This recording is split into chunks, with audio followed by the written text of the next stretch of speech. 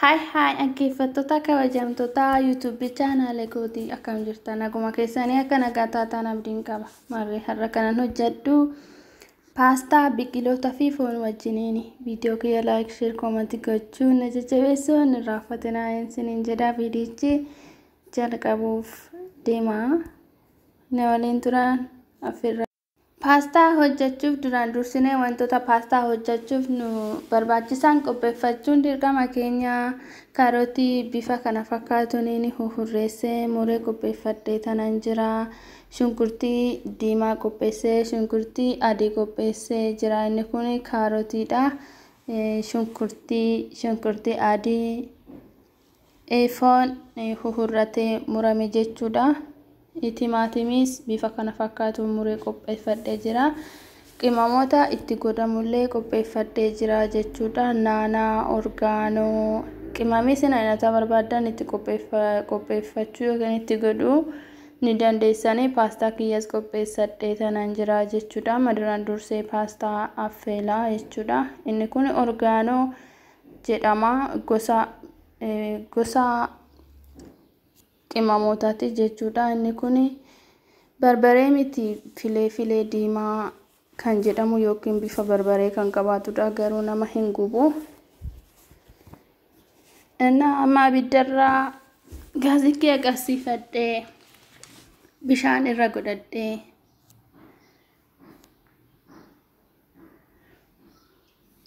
paastaan affeelaa jechuudha.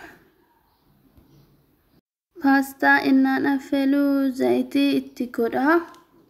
Akka paastichi waliin qabneef jechuudha. Ashaboo ittiin godhadha. Bishaanichi isaa garuu erga paastaan dafee yookiin affeelamee booda bishaanichi isaa hin naqama. Nyaatamu yookiin hin dhugamu jechuudha. Hundi keenya hin beekna kana. Amma cinaatti immoo soosii paastaadhaaf ta'uun qopheeffadhee jira jechuudha. Isa sanan hojjedha. Lamaan wal cinaatti kanan hojjedhu. Wal faana dafee akkanaa ga'uuf jechuudha. Viidiyoo kee like, share, comment gochuun hin raaffatinaadha. Waan gaafiin yoo jiraates na gaafadhaa commentii jalatti. Paastaa hojjechuuf duraan dursinee zayitiin keenya nu ho'uu qaba. Itti aansinee shunkurtii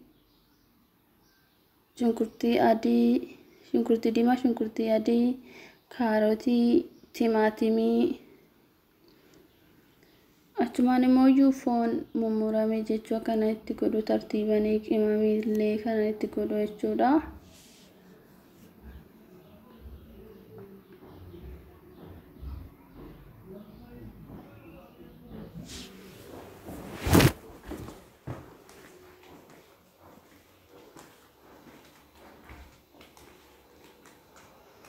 Shunkurtiin kiyya erga bilchaateen booda kana itti godhu shunkurtii adiidha.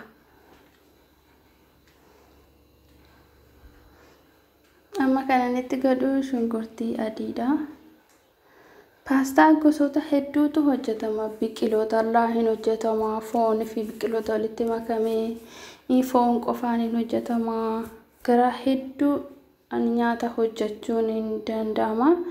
Ani immoo isa keessaa kanan hojjedhu har'a biqiloota fi foon kan walitti hojjetamu dhiifama biraatiin beddeen irratti. Inni taasisee kaarotii akkanaan itti godhu jechuudha.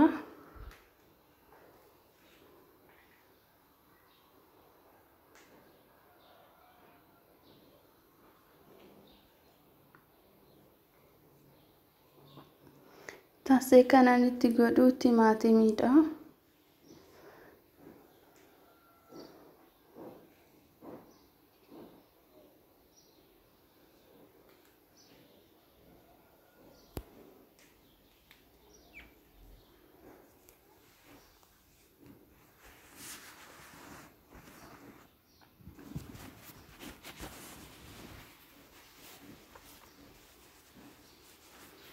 Bifa kana fakkaatuun bilchaachaa jira jechuudha. Soosiin kophaatti, paastaa kophaatti. Dhumarratti garuu walitti makuu hin dandeenya. Bishaanichi kiyyas naa dafee jira. Zayitiin warafaa'ee jira. Bishaanichi garuu qulqulluu zayitichatu baddaatti warafaa'ee. Paastaa kiyya bifa kana fakkaatuun affeelaa jira. Sitti soosii hojjechaa jira.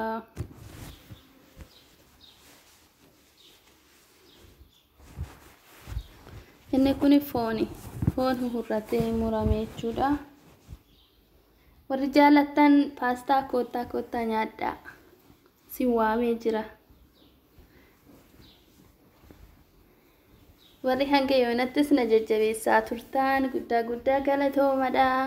Galata keessaniif immoo guyyaa tokko viidiyoo isiniifan hojjedha. Sin galateeffachuudhaaf jechuudha. Paastaa kiyyaas naaf bilchaachaa jira asitti.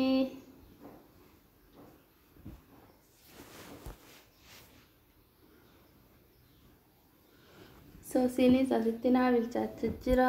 Waluma faana hojjedha jechuudha.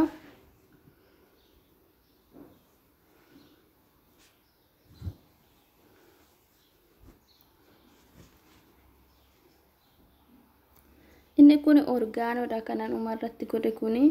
Ittaasee immoo filee diimaadha kanan itti godhu. Qimamii ayinataa barbaadan itti godhachuu dandeessan. Qimamii gurraachi jira. Qimamiin ayinataa 7 hin jira. Ayinataa barbaadan barbaree illee itti godhachuu barbaadan garuu kan ammatti godheen barbaree miti filee diimaa isa jedhamu san waan bifa qaaraa qabu bifti isaa qaaraa ta'ee nama hin gubu garuu iyyuu.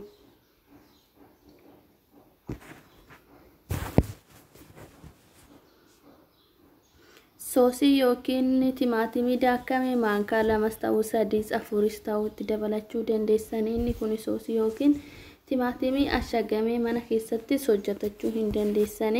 Harkuma keenyaan illee daakuun hin danda'ama, salphaadha. Harki keenya maashinii caala yoo itti beeknetti jechuudha.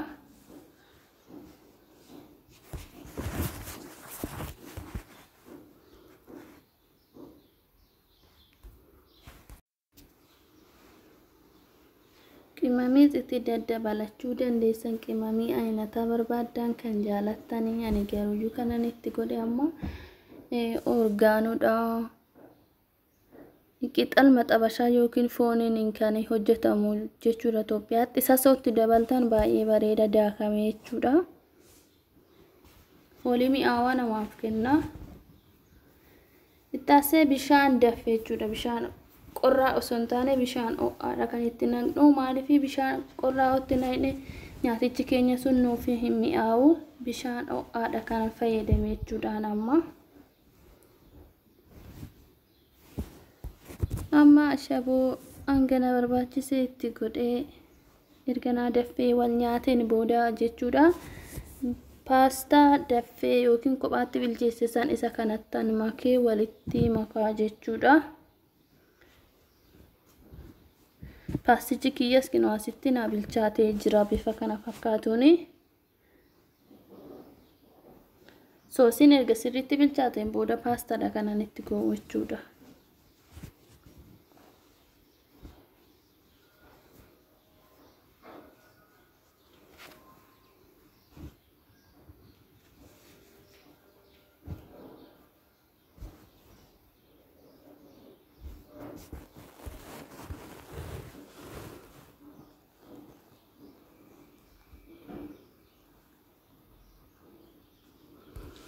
Bifa kana fakkaatuun soosii kiyyaa naa bilchaachaa jira.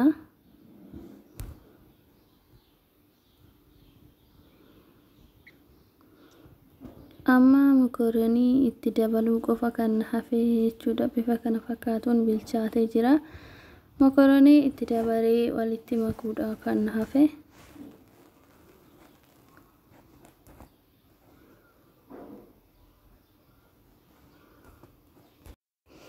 Marree paastaa bifa kana fakkaatuun ni hojjedheeti xumuree jira.